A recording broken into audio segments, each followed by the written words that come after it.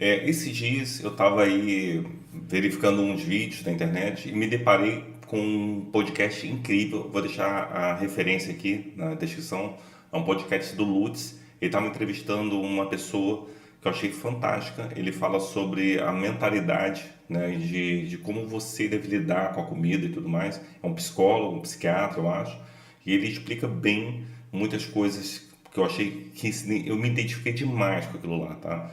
Eu achei muito interessante, então eu resolvi pegar o podcast, né, do Lutz, né, o podcast, vou deixar a referência aqui, e fiz um compilado, tá, de informações, e ele traz uma série de ferramentas úteis, algumas eu já até utilizei inconscientemente, né, e já falei algumas vezes aqui em outros vídeos no canal, sem saber, tá, e achei muito interessante mesmo, tá, então eu queria trazer para vocês esse compilado, o podcast, né, vocês podem assistir depois, ele tem 2 horas e pouco, vale muito a pena, mas não deixe de também assistir esse vídeo aqui, porque eu acho que eu consegui compilar bastante as ideias, achei que eu fiz um trabalho assim de compilação bem interessante e eu acredito que o vídeo vai demorar cerca de meia hora, não sei, estou gravando aqui, eu não sei quanto tempo vai demorar, mas como são muitas informações, precisa explicar bem, fica difícil que ele fique tão curtinho, né, sem que a gente perca a grande parte da essência da coisa, tá?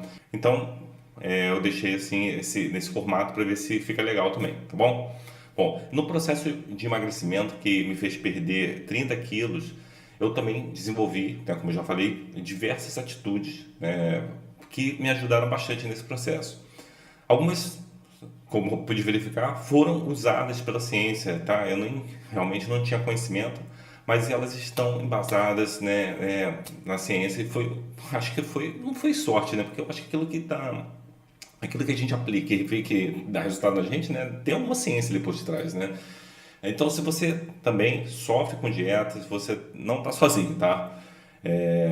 Mas eu espero que isso ajude bastante, espero que isso mude, tá? Claro que assim não vai acontecer nenhum milagre, tá? Só porque você está assistindo esse vídeo, mas as ferramentas podem realmente ser muito úteis. Principalmente você, todos nós, eu acho que temos algum problema emocional com a comida, tá? Eu acho que é muito mais comum do que a gente imagina. É claro que lá no podcast foram citados exemplos assim extremos de pessoas que têm assim compulsão alimentar mesmo, né? Que tem episódios de desespero e come descompensadamente cerca de 17 vezes por semana, tá? Então, são casos super extremos, né? E é muito engraçado como isso está muito relacionado com, por exemplo, com outros vícios também, né? É a mesma psicologia, tá? Agora, se você realmente está se perguntando, se você, será que eu tenho, né, um problema problema emocional com a alimentação e tal, isso é a mesma coisa, assim, a mesma coisa com o alcoolismo, com outra coisa. Se você se pergunta, se você acha que tem um problema, é muito provável que você tenha sim, tá? E o maior perigo de comer emocional é que nós frequentemente buscamos na alimentação uma forma de prazer ou satisfação que sentimos falta em nossas vidas, tá? Muitas vezes isso se reflete em comportamentos excessivos como ansiedade e a autocrítica. Todo mundo que tem esse problema costuma ter um nível elevado de ansiedade e uma autoexigência que pode ser prejudicial, claro. A autoestima delas está frequentemente abalada e há também uma sensação interna de que algo está faltando. E eu sinto bastante isso às vezes, tá? E essa busca ela pode obscurecer nossa capacidade de raciocínio, levando a ações impulsivas em relação à comida.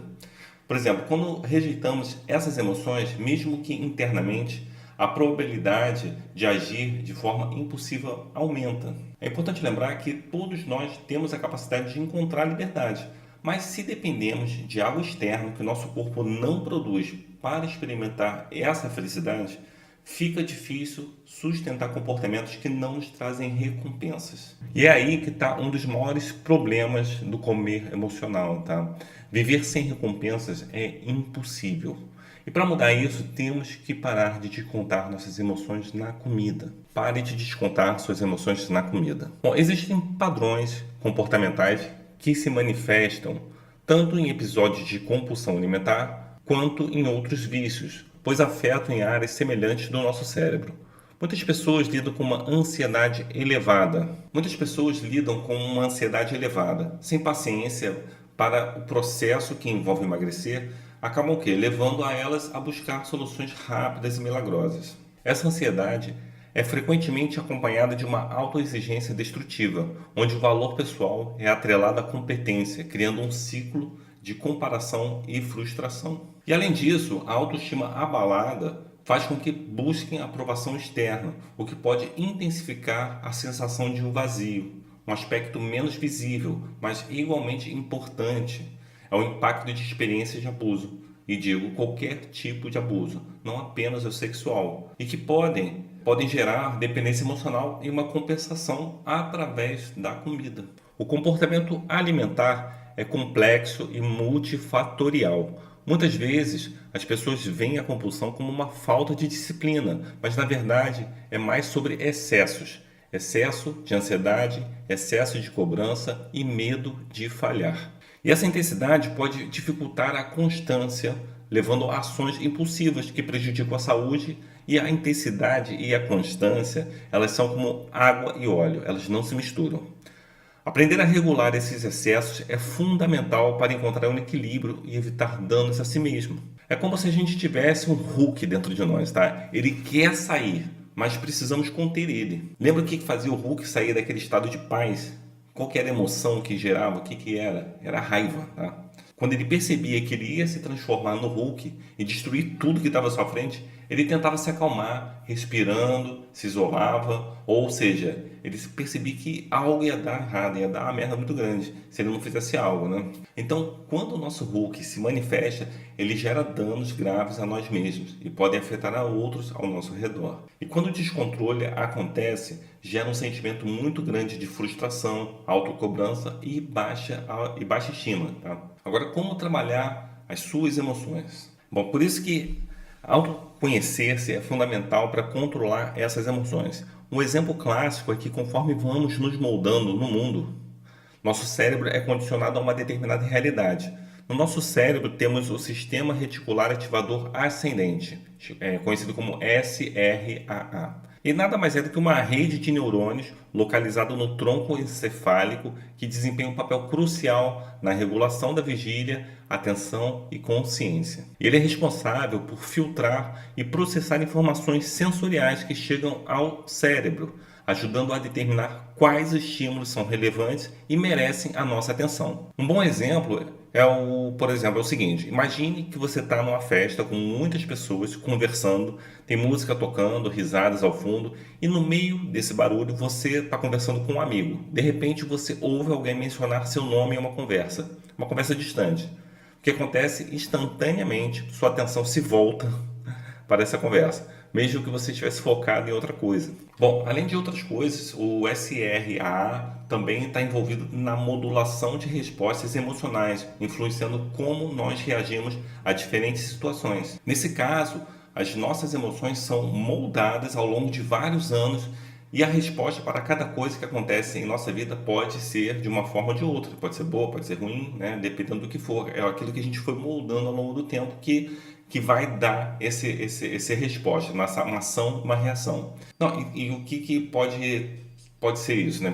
Pode ser se manifestar como pessoas autodestrutivas, que se acham medíocres, pessoas que acreditam ser um fracasso total em cada coisa que ela faz, né? Seja, se ela olha de uma determinada maneira para alguém, ela fala assim, poxa, eu estou olhando daquele jeito, né? Que se ela se movimenta de um jeito, estou andando daquela forma, não é para andar assim, tem que andar assim, né?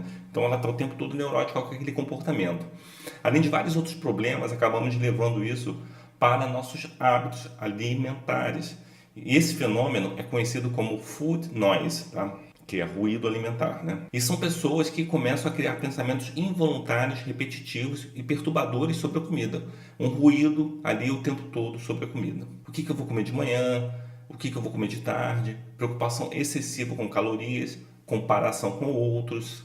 A comida se torna o centro da vida da pessoa, que chega ao ponto dela fugir de todos os outros prazeres, tá? Ao ponto que nem sexo, amigos, passeios passam a deixar de ser tão prazerosos. E o único meio que ela obtém prazer é através da comida. E ela passa a ter pensamentos como, por exemplo, se eu não pensar em comida, o que eu vou me preocupar, né? O que eu vou fazer na minha vida, né?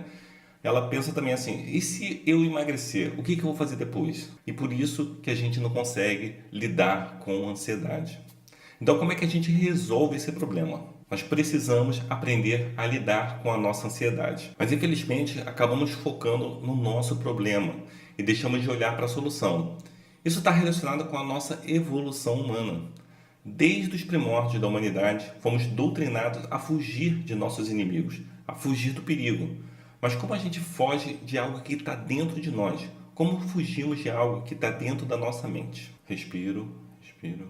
Gente, infelizmente não vai dar para fugir da nossa ansiedade, mas podemos aprender a lidar com ela de uma maneira mais inteligente. E não é fazendo as pazes com a ansiedade. Quando aprendemos isso, damos um grande passo para controlar o Hulk que vive dentro de nós. E o melhor caminho para resolver isso é desenvolver um diálogo com a nossa ansiedade. A ansiedade quer nos avisar de algo que está por vir. Precisamos reconhecer o papel importante dela. Então você pode tentar fazer algo similar a isso. Querida ansiedade, obrigado por tentar me alertar para esse problema. Reconheço o seu papel na minha vida, mas ultimamente eu estou assim preferindo ir mais de encontro ao meu propósito e seguir o meu plano. Então, ansiedade, eu te convido a vir comigo. Bora lá. Na nossa mente, tudo que não acolhemos, nós rejeitamos. E se rejeitarmos essa ansiedade e começarmos a brigar com aquela emoção, sabe o que acontece? A intensidade daquela emoção aumenta. Então, o segredo é dar as mãos com a ansiedade. Saber que ela está ali, mas não domina você. Tá? Pare de ser dominado pelo cérebro emocional. A jornada de autoconhecimento é uma das coisas mais desafiadoras e, ao mesmo tempo, mais libertadoras que podemos empreender.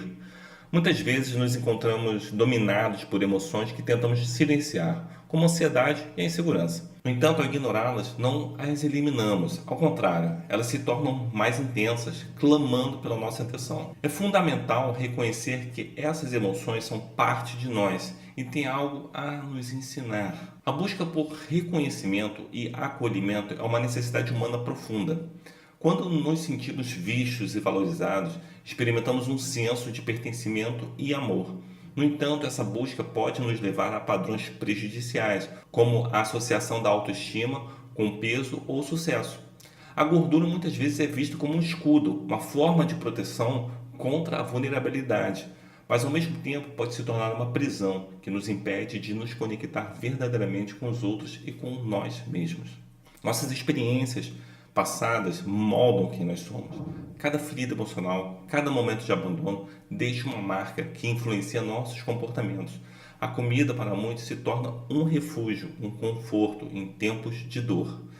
No entanto, é crucial entender que essa relação é complexa e multifatorial, como já falamos. O que precisamos é de um espaço seguro para explorar essas emoções, para desmistificar o que a comida representa em nossas vidas. A dicotomia entre o cérebro emocional e o racional nos lembra que somos seres multifacetados. O cérebro emocional nos impulsiona a buscar gratificação imediata, enquanto o racional nos convida a refletir sobre as consequências das nossas ações. E a verdadeira transformação, gente, ocorre quando aprendemos a integrar essas partes de nós, desenvolvendo habilidades de autocontrole e consciência. Mudar não é simplesmente substituir um comportamento por outro. É um processo de crescimento e aprendizado. É sobre reconhecer nossas fraquezas e, a partir delas, construir novas competências. O foco deve estar no progresso e não na perfeição. Cada pequeno passo em direção ao autoconhecimento e à autoaceitação é uma vitória. Portanto, eu convido você a olhar para dentro. Pergunte-se, o que suas emoções estão tentando te dizer? Como suas experiências moldaram a sua relação com a comida e consigo mesmo? Ao abraçar a sua história e suas emoções, você pode encontrar o caminho para uma vida mais plena, onde o amor e a aceitação se tornam as bases da sua jornada. Então aqui vão algumas técnicas que vão ajudar você a mudar qualquer hábito, tá? Bom, o famoso escrever no diário. Tem um diário alimentar, né? Pode ajudar bastante para você despejar tudo que você comeu, identificar aí, padrões e reflexões sobre o comportamento das suas emoções sobre a comida, tá? Modulação do ambiente. Isso é muito legal, tá? Isso é o quê? Você organizar o seu ambiente para facilitar escolhas saudáveis na sua alimentação. Deixar sempre coisas saudáveis à vista e fáceis e acessíveis, tá? Planejamento e organização, claro, né? Sem planejamento das suas refeições com antecedência, pode fazer marmitas. Eu, por exemplo, faço marmitas aqui em casa. Vou deixar aqui um dia um vídeo que eu explicando como é que eu faço minhas marmitas. É bem simples e ajuda bastante, tá? Porque não tem outra opção, é só pegar e levar para o trabalho só tem aquela opção ali, tá? E além de que isso vai evitar aquelas decisões impulsivas e manter, né, os seus hábitos sempre ali saudáveis dentro daquilo que você planejou. Técnica dos 5 segundos. Isso aí para quem quer, por exemplo, levantar e quer fazer exercício logo de manhã, tá? Você conta 5, 4, 3, 2, 1, né? E levanta da cama para poder fazer o exercício, tá? Isso aí é para você poder deixar de ficar procrastinando aquilo, daqui a pouco mais 10 minutos, né? Isso aí vai ajudar você a superar aquela inércia do início do dia, aquela resistência que você tem a fazer o exercício logo de manhã. Facilitação do controle, tá? Deixar itens necessários como roupas, tênis, tá? Logo à mão ali para você poder também, né, acordar e não ter que ficar procurando a roupa para poder fazer o exercício. Já deixa tudo pertinho de você ali para você poder já fazer logo o que você precisa ser feito, tá? Identidade e significado. Isso aí são associar atividades saudáveis à sua identidade pessoal. A gente costuma ter muito problema que a gente fala assim, o meu docinho, né? A minha cervejinha, o meu cigarrinho, né? Isso não pode faltar, né? Então faz a mesma coisa com os seus momentos ali de prazer, né? De lazer, de exercício, né? Ou de comida, fazer a minha saladinha, o meu omelete, né? O meu exercício, o meu treino, né? Então você apropriar aquilo para você trazer aquilo para dentro de você, como se aquilo pertencesse a você, tá? Aquilo faz parte do seu eu. Isso é muito, muito importante, gente. Esse talvez seja uma das dicas mais importantes aqui. Foco no progresso.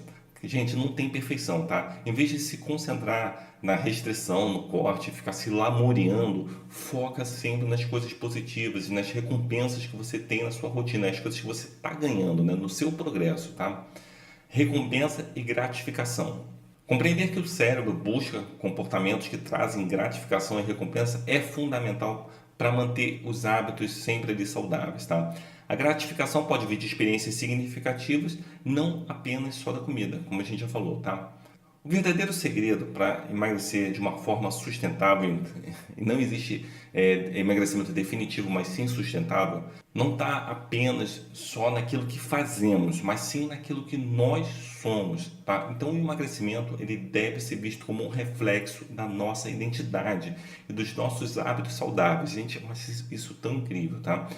Hábitos que nós cultivamos e não como assim um objetivo isolado, tá? Muitas pessoas se concentram no fazer. O que eu preciso fazer para emagrecer? O que eu preciso comer, né? Mas essa abordagem pode gerar mais ansiedade e frustração. É perfeito. Em vez de buscar emagrecimento definitivo, que é uma promessa ilusória, devemos focar em um emagrecimento sustentável, que é uma consequência natural de nos tornarmos a melhor versão de nós mesmos. E essa transformação envolve 3 camadas: o ter, o fazer e, acima de tudo, o ser. O que temos e o que fazemos são reflexos daquilo que nós somos. Se a nossa mentalidade é rígida e crítica, vai ser difícil manter hábitos saudáveis. O emagrecimento sustentável é alcançado através do amor próprio e da autocompaixão, não pela autocrítica severa. É essencial buscar comportamentos que nos façam sentir potentes e realizados, em vez de prazeres momentâneos que não nos trazem satisfação duradoura. Aquilo ali é efêmero, tá? Portanto, a chave para emagrecer, naturalmente, é cultivar um autoconhecimento profundo, entender que a verdadeira mudança vem de dentro. Ao nos tornarmos a pessoa que desejamos ser, os resultados vão vir como reflexo natural dessa transformação. É incrível isso, gente. Se você gostou desse vídeo, considere se inscrever. A sua inscrição ajuda muito esse canal a crescer e a levar também essa mensagem para mais pessoas que sofrem de compulsão alimentar. Sua ação não vai só ajudar a mim, tá? Mas pode ajudar milhares de pessoas. Obrigado por assistir e até a próxima.